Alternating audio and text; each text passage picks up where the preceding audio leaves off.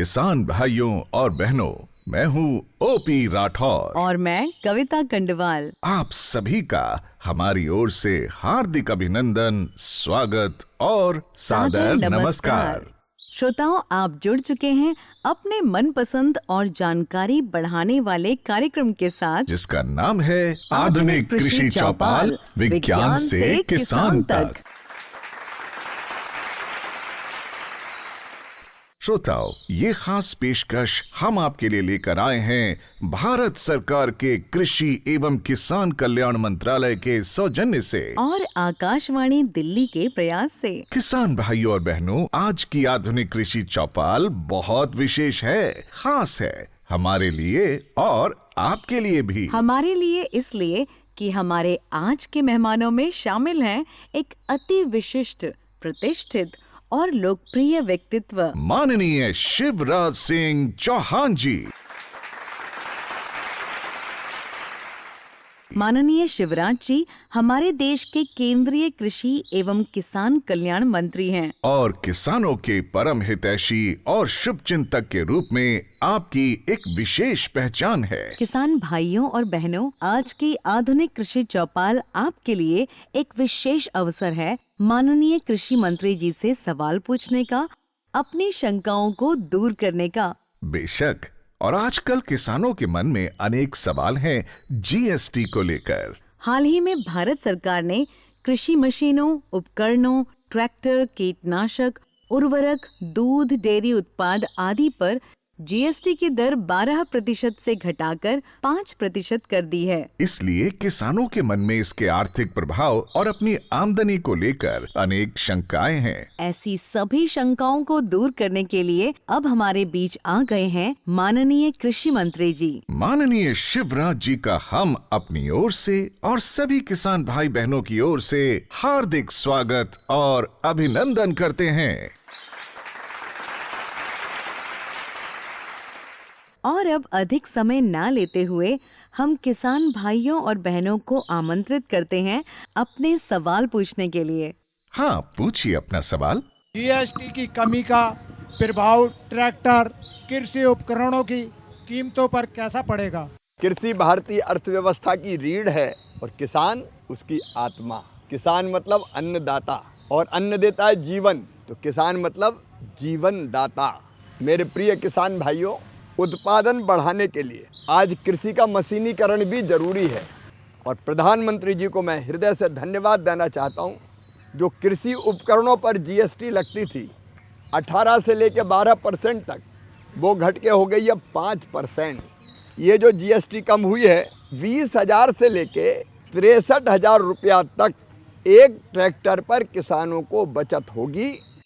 अब ये ट्रांसप्लांटर है, जो ये ट्रांसप्लांटर जिससे हम धान की रुपाई करते हैं, इसकी कीमत भी 4 रोका जो है 15,400 रुपया कम हो जाएगी। ऐसे ही थ्रेसर जिसकी बहुत ज़रूरत होती है हमको, तो थ्रेसर पर भी जो 4 टन प्रति घंटे वाला, उस पर 14,000 रुपया बचेंगे। पावर बीडर पर जो खरपतवार निकालने के काम आता है, औसतन 5,495 रुपया बचेंगे। ट्रॉली जो ट्रैक्टर के पीछे हम लगाते हैं, तो वो 5 टन का है, तो उस पर भी 10,500 रुपया बचेंगे लगभग। और सीड कम फर्टिलाइजर ड्रिल जिससे बिजाई करते हैं, उस पर भी 3,220 रुपया औसतन बचेंगे। और जो 13 रो वाला सीड कम फर्टिलाइजर ड्रिल है, उस पर 4,375 रुपया बचेंगे। हार्वेस्टर कंबाइन, तो इस पर 1,87,500 रुपया लगभग बचेंगे। ऐसे ही स्टार रीपर जो कटाई की मशीन है भूसे के, 21,875 रुपये। सुपर सीडर 16,875 रुपया। हैप्पी सीडर गेहूं के लिए 10,625 रुपया। और रोटावेटर जो जुताई के काम आता है 7,812 रुपया। और बेलर स्क्वायर जो गांठें बांधता हुआ चलता है गठाने, इस पर भी 93,750 रुपया। और मल्चर 11,562 रुपया। और न्यूमेटिक प्लांटर जो प्रिसीजन खेती के काम आता है 32,812 रुपया। ये कुछ चीज़ें मैंने आपको बताई है जिनकी कीमतें कम होगी, जिसका लाभ किसान को मिलेगा। कई तरह की मशीनें हैं जो हमारे काम आती है, उन पर इस जीएसटी के कम होने का प्रभाव पड़ेगा और हमको ये चीज़ें सस्ती मिलेगी। तो कुल मिला के इसका लाभ हमारे किसान भाइयों बहनों को मिलेगा। और इसके लिए मैं किसान भाई और बहनों को बधाई देता हूं। जो जैविक खेती करने वाले किसान हैं, तो जैविक न्यूट्रेंट है उसकी कीमतें भी कम हो जाएगी, तो जैविक खेती, प्राकृतिक खेती भी आसान होगी। आप सबको बहुत बधाई। मंत्री जी, आपने जीएसटी कम होने के आर्थिक प्रभाव पर बहुत ही उपयोगी जानकारी दी है। आपको धन्यवाद देने के साथ हम आगे बढ़ते हैं एक अन्य किसान के सवाल की ओर। माननीय मंत्री जी, आपसे एक प्रश्न है। एक युवा किसान गांव में रहकर खेती करना चाहता है, उसे जीएसटी घटने के क्या फायदा होगा? खेती में किसान बहुत मेहनत करता है, दिन और रात खून पसीना एक करता है, और खेती फायदे की हो इसकी किसान को ज़रूरत है। और इसके लिए प्रधानमंत्री श्री नरेंद्र मोदी जी ने 6 सूत्रीय रणनीति बनाई, हम कृषि विभाग ने भी। नंबर 1, उत्पादन बढ़ना चाहिए, मतलब पर हेक्टर उत्पादन कैसे बढ़े। नंबर 2, उत्पादन की लागत कम होनी चाहिए। उत्पादन बढ़ जाओ, लागत बहुत बढ़ जाए तो फायदा तो होगा नहीं। उत्पादन बढ़े, लागत घटे, दाम ठीक मिले, नुकसान हो तो भरपाई हो जाए, जैसे अभी बाढ़ में हो गया नुकसान। और कृषि का विविधीकरण, एक ही फसल कई बार खेतों को खराब कर देती है। और उसके साथ साथ प्राकृतिक खेती, जैविक खेती जैसी चीजें भी। अब जो जीएसटी कम हुई है उसके कारण उत्पादन की लागत कम होगी। और एक बात यह कि जब मशीनों से खेती करते हैं तो उत्पादन बढ़ता है, लागत कम होगी, उत्पादन बढ़ेगा, तो इसका मतलब है किसान का लाभ बढ़ेगा, मुनाफा बढ़ेगा, और उसका उसके जीवन पर बहुत सकारात्मक असर पड़ेगा। इसलिए खेती करने वाले किसान के लिए जीएसटी घटना ये निश्चित तौर पर फायदे को बढ़ाने वाला साबित होगा। किसान भाइयों और बहनों, आजकल खेती में एक बड़ी समस्या बाजार में नकली दवाओं और नकली कीटनाशकों की है। हमारे किसान भाई इस पर एक सवाल पूछना चाहते हैं मंत्री महोदय से। खराब बीज को रोकने के लिए केंद्र और राज्य सरकार क्या कदम उठा रही है? क्योंकि ये बहुत बड़ी समस्या है। कई बार किसान परेशान हो जाता है। नकली पेस्टिसाइड, घटिया पेस्टिसाइड, कोई जगह तो नकली खाद बना दी, घटिया बीज। अब अगर बीज ही सही नहीं होगा तो उत्पादन कैसे होगा? विकसित कृषि संकल्प अभियान के दौरान भी ये बात आई थी, और इसलिए मैंने हर राज्य सरकार को, क्योंकि हमारे पास कानून है कि अगर कोई इन चीज़ों को घटिया, अमानक स्तर का या नकली बेचता है, सैंपल उठाने का प्रावधान है, लैब में उनकी जांच कराएं, और जांच करा के अगर वो अमानक, घटिया या नकली निकले, 3 महीने से लेकर 7 साल तक की सजा का प्रावधान, और उसके साथ साथ दंड का भी, जुर्माने का भी प्रावधान। लेकिन इसका प्रभावी ढंग से उपयोग होना चाहिए। इसलिए मैंने सभी मुख्यमंत्रियों को चिट्ठी लिखी, कृषि मंत्रियों की बैठक बुलाई, क्योंकि यह कार्रवाई मुख्यतः राज्य सरकारें करती है।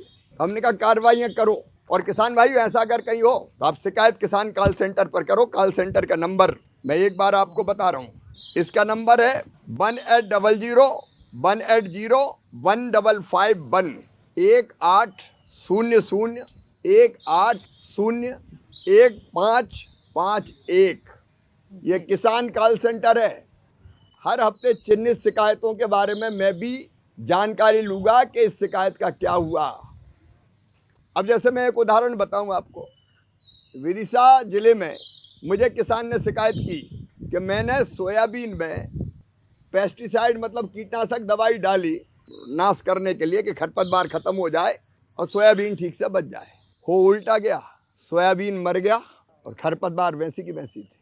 7 वैज्ञानिक भेजे आप, और उन्हें जांच करी तो पता चला कि इस दवाई के कारण ही फसल खराब हुई है सोयाबीन की। तो जो संबंधित फैक्ट्री थी वो सील कर दी गई, लाइसेंस रद्द।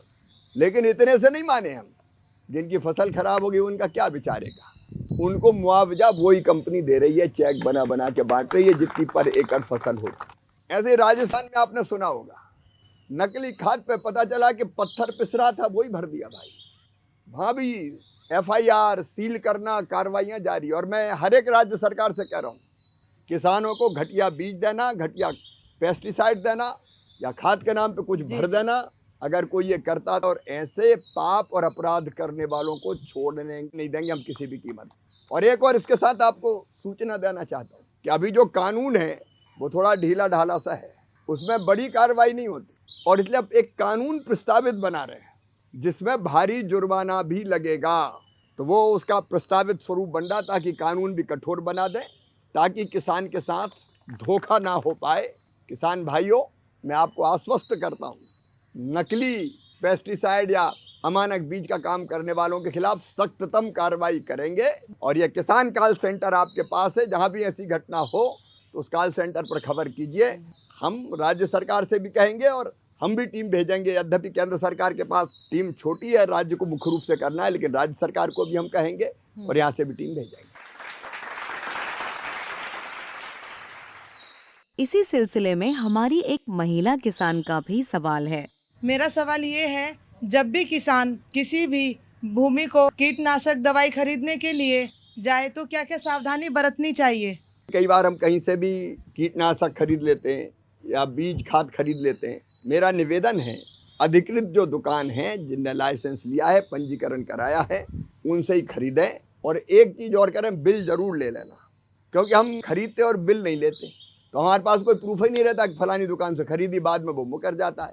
इसलिए एक तो अधिकृत पंजीकृत दुकान से खरीदें और दूसरे बिल ज़रूर ले लें, ताकि जांच के बाद वो घटिया निकले तो जिसने बेचा था उसको पकड़ सकें। ये सावधानी किसान जरूर बरतें। श्रोताओं, मंत्री महोदय के साथ आपका बहुत उपयोगी संवाद चल रहा है। इस चर्चा को हम जारी रखेंगे। इसी बीच हमारे साथ जुड़ रहे हैं कृषि एवं किसान कल्याण मंत्रालय के वनस्पति रक्षा सलाहकार doctor JP Singh. Doctor Singh, स्वागत है आपका। हमारे किसान भाई आपसे कुछ जानना चाहते हैं। मानिए, मेरा जो सवाल है वो वैज्ञानिक जी से है कि कीटनाशक दवाओं का नियंत्रण कैसे रोका जाता है, कीटनाशक दवाओं को सुनिश्चित कैसे किया जाता है? जहाँ तक कीटनाशक की गुणवत्ता की बात है, ये एक बहुत ही महत्वपूर्ण इनपुट है जो किसान की एक आमदनी से जुड़ा हुआ है, उसकी खेती किसानी से जुड़ा हुआ है। और गुणवत्ता का कार्य प्रमुख रूप से राज्य सरकार देखती है, लेकिन भारत सरकार भी इसमें सहयोग करती है। इसमें मुख्य रूप से जो पंजीकरण है वो कीटनाशी अधिनियम 1968 के तहत धारा 9 में भारत सरकार ने पंजीकरण की व्यवस्था की है, जिसमें आयात या निर्माण जो कीटनाशी का होता है उसके लाइसेंस से पहले पंजीकरण की व्यवस्था होती है। और जो लाइसेंस है वो निर्माण का हो, वो भंडारण का हो, वो इस्तेमाल का हो, वो प्रदर्शनी का हो, सभी तरह की व्यवस्थाओं जो लाइसेंस है वो राज्य सरकारें देती हैं। और इसमें दोनों की भूमिका बहुत महत्वपूर्ण है और दोनों की व्यवस्थाओं में सुचारू रूप से और योगदान देने की जो आवश्यकता है, मंत्री ने जो इस पे जोर दिया है, भारत सरकार की तरफ से हम लोग प्रयासरत। हमारे बहुत से किसान भाई फसलों की नई किस्मों के बारे में जानना चाहते हैं और ये अहम जानकारी देने के लिए हमारे साथ मौजूद हैं भारतीय कृषि अनुसंधान परिषद ICAR के उप महानिदेशक फसल विज्ञान डॉक्टर देवेंद्र कुमार यादव जी। डॉक्टर यादव, स्वागत है आपका। नई किस्में, जैसे पिछले 10 साल की अगर हम बात करें तो हमने पिछले 10 साल में 3053 विभिन्न किस्में निकाली और उसमें से 85% जो किस्में हैं वो जो आज क्लाइमेट रेजिलेंट की हम बात करते हैं बार बार, तो इनमें कोई ना कोई गुण, चाहे बीमारी के प्रति प्रतिरोधकता हो, चाहे कीड़े के लिए हो या अधिक तापमान, सूखे के लिए, जल भराव के लिए, तो उस तरह के गुण उसमें विद्यमान हैं।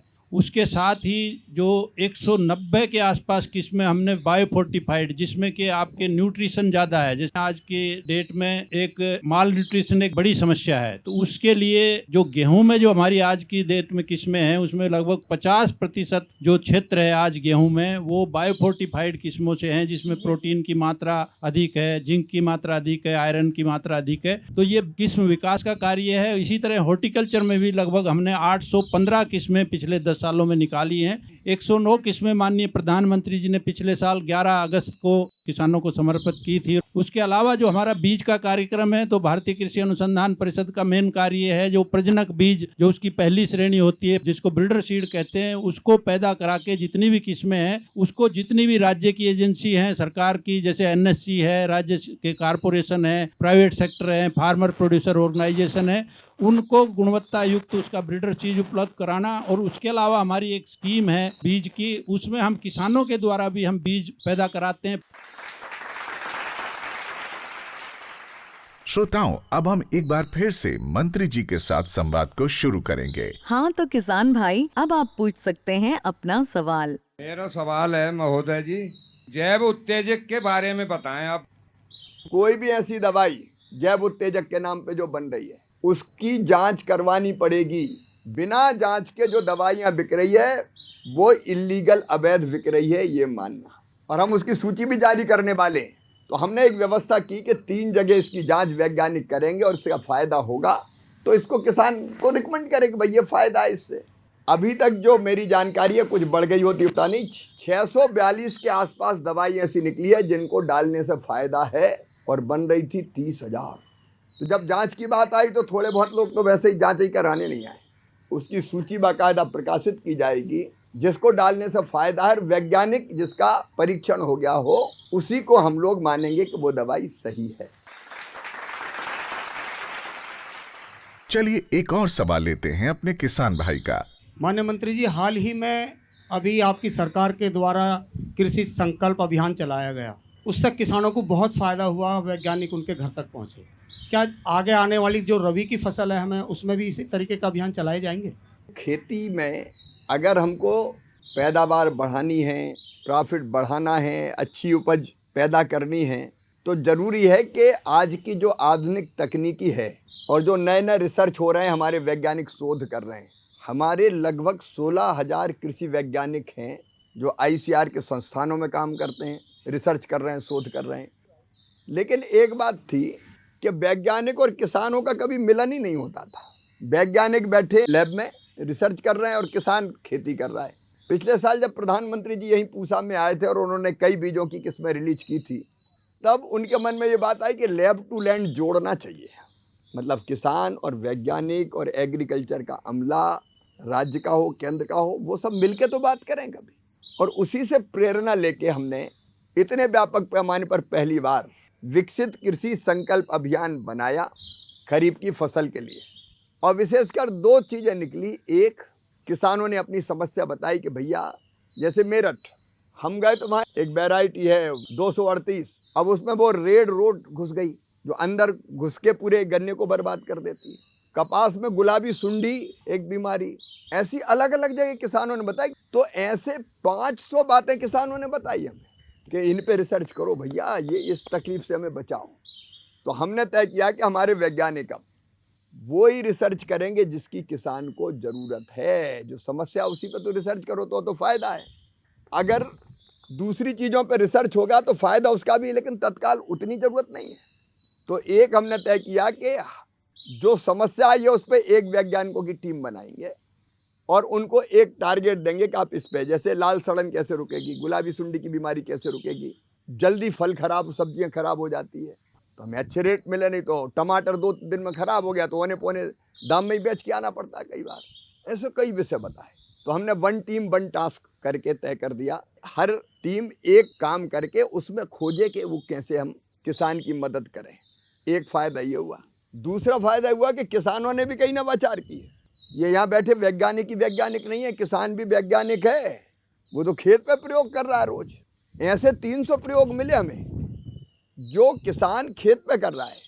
जैसे वो मैं कह रहा था लीची की, तो बिहार के किसानों ने कहा कि इस पे ग्लूकोज का घोल लगा दो ऊपर तो सेल्फ लाइफ बढ़ जाएगी, तो सही में बढ़ती है। तो ऐसे जितने प्रयोग किसानों ने किया तो हमने वैज्ञानिकों से कहा भैया किसान ने काम किया या पूरा करो और बेहतर कैसे वैज्ञानिक रूप से हो सकता है ताकि बाकी किसानों को भी लाभ मिले। और फिर कई विषयों पर चर्चा हुई जिससे किसानों को भी तकनीकी जानकारी मिली, उसका बहुत फ़ायदा हुआ। इसलिए अब तय किया है कि रबी की फसल के लिए भी दशहरा है 2 अक्टूबर को, 3 अक्टूबर से हमारे वैज्ञानिक, कृषि विभाग के अधिकारी, प्रगतिशील किसानों को भी साथ लेंगे, केवी के कृषि विज्ञान केंद्र के लोग, एग्रीकल्चर विश्वविद्यालय के लोग, ये फिर टीम बना के निकलेंगे और 2000 से ज़्यादा टीम निकलेगी इस बार। और वो 5-7 गाँव के बीच एक गाँव में जाएंगे। पहले से आपको सूचना दी जाएगी पूरे देश के किसानों को, और वो उस इलाके के बारे में, मान लीजिए कोई दलहन का क्षेत्र है, चना का है, मसूर का है, तुअर का है, तो उसके बारे में हम बात करेंगे। वहाँ की मिट्टी के पोषक तत्व, उसको ध्यान में रखते हुए वहाँ की जलवायु, कैसे खेती करें उसके बारे में चर्चा करेंगे। कहीं गेहूं के बारे में करेंगे, कहीं तिलहन के बारे में करेंगे। तो सही जानकारी देंगे और समस्याएं भी वहाँ से लेंगे। तो ये 15 दिन के लिए फिर वैज्ञानिक आपके बीच में आएंगे ताकि तकनीकी जानकारी आपको दे सकें और आपसे भी वो जानकारी ढंग से ले सकें और अपनी खेती को ठीक ढंग से करने में आपकी मदद कर सकें। तो फिर से वैज्ञानिक आएंगे और एक राष्ट्र, एक कृषि, एक टीम, और आपके साथ बात करके फिर वहाँ कैसे और बेहतर खेती हम करें, जो समस्या आती है उसका समाधान कैसे हो, उस पर बात करेंगे, नए रिसर्च और प्रयोग भी होंगे ताकि हम और उत्पादन बढ़ा सकें और अपने किसान भाइयों का लाभ बढ़ा सकें, उनकी जिंदगी बदल सके। किसान भाइयों और बहनों, आजकल आप सभी रबी फसलों की तैयारी में लगे होंगे। तो आपका इससे जुड़ा कोई सवाल हो तो मंत्री जी से आप पूछ सकते हैं। मेरा सवाल ये है कि रबी फसल के लिए सरकार की क्या तैयारी है? किसान भाइयों, इस बार हमने हर एक राज्यों से चर्चा अभी की है और ये अभी से पूरी प्लानिंग कर रहे हैं कि रबी की फसल में उनके प्रदेश में कितने रकबे में कौन सी फसल बोई जाएगी और उतने एरिया में होगा तो उसके लिए किस किस चीज़ की ज़रूरत पड़ेगी, खाद कितना लगेगा, दलहन की फसल अगर है तो बीज कितने लगेंगे, कीटनाशक की कितनी ज़रूरत पड़ेगी, कौन कौन से कीटनाशक चाहिए, तो कई तरह की चीज़ें। और उसके साथ साथ दलहन मिशन और तिलहन मिशन, इस बार दलहन मिशन भी लॉन्च हो रहा है क्योंकि अपने यहाँ गेहूं और धान में तो अन्न के भंडार भर दिए हैं अपन, लेकिन अभी दलहन और तिलहन कम है। ये 2 मिशन और बने हैं।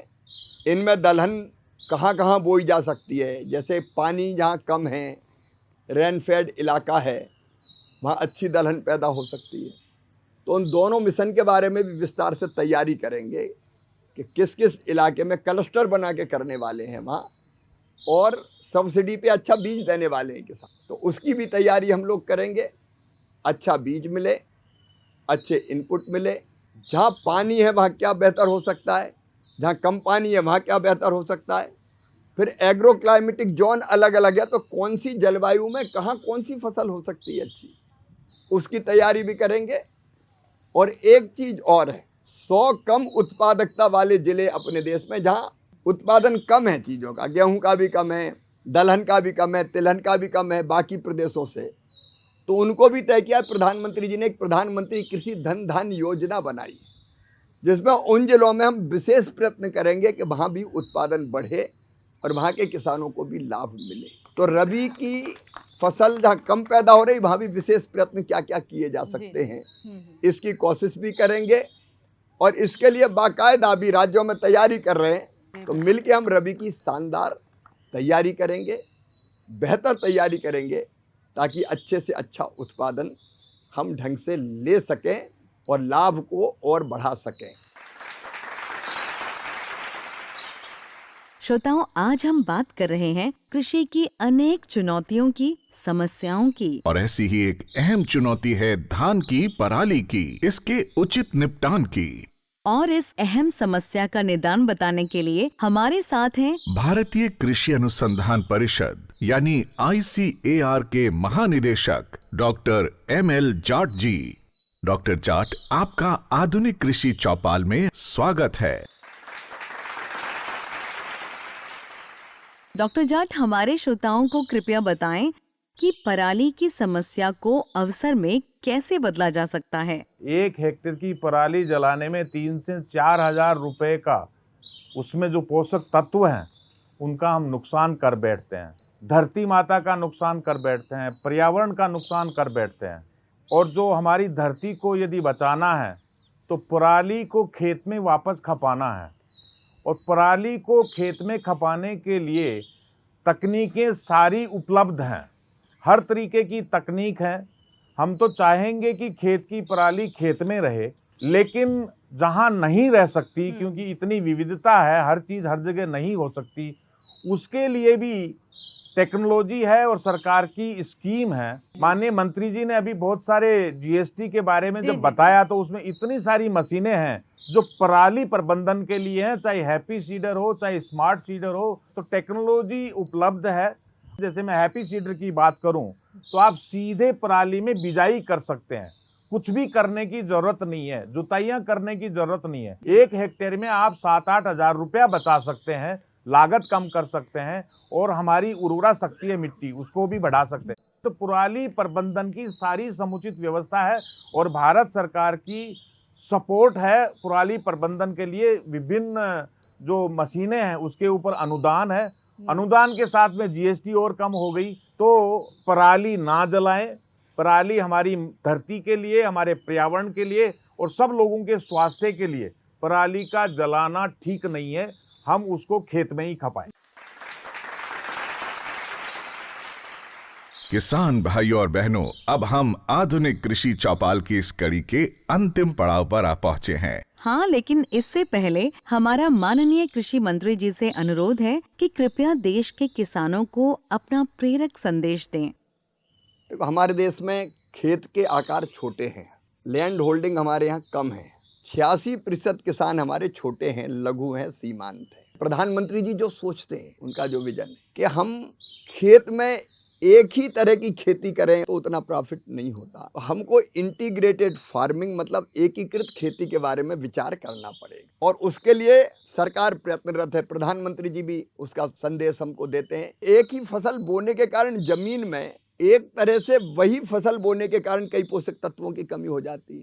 तो अगर हमने एक साल गेहूं लगाया, सोयाबीन लगाया, दूसरे साल अगर हमने दलहनी फसल लगा दी तो जो धरती को जरूरत है पोषक तत्वों की, उसकी पूर्ति अपने आप हो जाती है। एक तो ये, दूसरा ये कि अकेली खेती नहीं, खेती के साथ पशुपालन, मधुमक्खी पालन, कृषि वानिकी, जिनकी रुचि हो मछली पालन जैसे क्षेत्र में भी जा सकते हैं। तो कई तरह की इंटीग्रेटेड फार्मिंग का मतलब है कई तरह की चीज़ें एक साथ करना, और उसका एक मॉडल हमने बनाया है। विकसित कृषि संकल्प अभियान में वो भी जगह जगह बताएंगे। देखो, आमदनी बढ़ानी तो खेती के साथ कोई ना कोई चीज़ जोड़नी पड़ेगी भाई। आगे जाके हम जैसे दलहन मिशन बना रहे हैं और कई चीज़ करने वाले, जैसे जब दाल बहुत हो रही है वह दाल मिल किसानी लगाए या FPO लगाएं और वहाँ की दाल वही प्रोसेस हो जाए। टमाटर के रेट कई बार बहुत पैदा हो जाता है तो कम हो जाते हैं, तो टमाटर की प्रोसेसिंग वही हो जाए। FPOज बना के अकेला किसान नहीं, समूह में किसान अगर फसल पैदा करें और उनमें से सॉर्टिंग करके अच्छी छांट के पैक करके भेजें तो रेट अच्छे मिलेंगे। तो ऐसी कई चीज़ें कर रहे हैं। तो मेरी आपसे अपील और निवेदन है कि हम एकीकृत खेती की तरफ भी बढ़ें। और एक बात मैं कहना चाहता हूँ अपने बाढ़ से प्रभावित किसान भाइयों और बहनों के लिए, वो भी हमारे अपने हैं। एक बार अगर फसल बर्बाद हो जाती है 5 साल किसान पनपता नहीं है। जहाँ जहाँ ऐसी आपदा आई उन किसान भाइयों से भी कहना है सरकार आपके साथ खड़ी है। तो हम राज्य सरकारों से बात करेंगे, मैं भी पहुँचूँगा कि कैसे फसल बीमा का ठीक से लाभ मिले, तो उनकी ज़िंदगी को भी पटरी पर लाने के सारे उपाय किए जाएंगे। मैं फिर ये कहना चाहता हूँ कि किसान के बिना मनुष्य की ज़िंदगी भी नहीं चल सकती। किसान धरती का भगवान है और उसकी सेवा में सरकार कोई कसर नहीं छोड़ेगी, ये हमारा संकल्प है। एग्रीकल्चर यूनिवर्सिटी और KVK के लोग मिलके एक टीम बना के अपनी खेती को और बेहतर करेंगे और उत्पादकता बढ़े और लाभ बढ़े उसकी भी कोशिश करेंगे। इतना पैदा करेंगे कि दुनिया में हमारा सामान जाए। आधुनिक कृषि चौपाल की पूरी टीम की ओर से और सभी किसान भाइयों और बहनों की ओर से हम माननीय कृषि मंत्री महोदय का हार्दिक आभार प्रकट करते हैं और उन्हें धन्यवाद देते हैं। श्रोताओं, हमारा आपसे अनुरोध है कि हमें ये जरूर बताएं कि आज की आधुनिक कृषि चौपाल आपको कैसी लगी, और यह भी बताएं कि इसे और अधिक उपयोगी तथा रोचक बनाने के लिए हमें क्या करना होगा, क्या जोड़ना होगा, क्या घटाना पड़ेगा। बिल्कुल, तो अपनी प्रतिक्रियाएं और सुझाव भेजने के लिए हमारा ईमेल पता नोट कर लें। हमारा ईमेल पता है kkbongold@gmail.com। ईमेल पता एक बार फिर से सुने, नोट करें, kkbongold@gmail.com। किसान भाइयों और बहनों, हम जल्दी ही आपसे फिर रूबरू होंगे, लेकर आएंगे आधुनिक कृषि चौपाल की एक नई कड़ी, नई जानकारियों के साथ, नई थीम के साथ। तब तक के लिए हमें दीजिए विदा और स्वीकार करिए हम दोनों का प्यार भरा नमस्कार।